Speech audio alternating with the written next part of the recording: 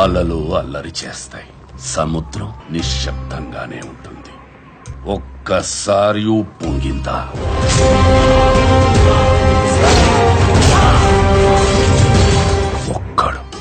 ఒక్కడు మిగలడు.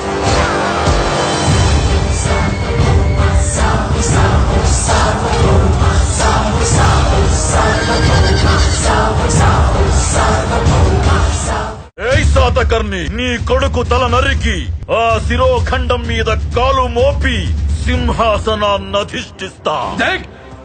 నా కొడుకు తల కాదు కదా, 3 సముద్రాల నీరు తాగి ముందు గురుగుతున్న నా గుర్రపు గిట్ట కట్టిన మట్టిని కూడా ముట్టలేవు. కోట బద్దలు కొట్టుకుని వస్తున్నా.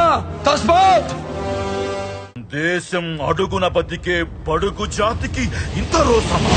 అడుగు జాతి కాదు, తెలుగు జాతి. అధములం కాదు, ప్రథములం.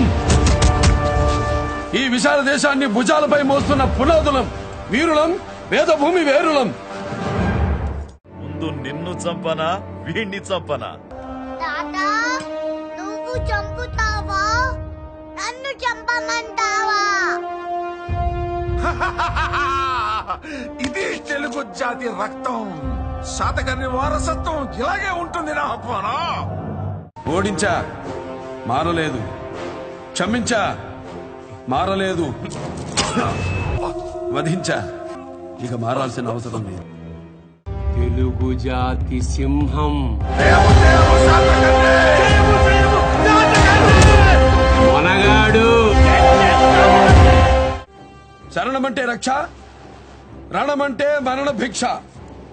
శరణమా, రణమా,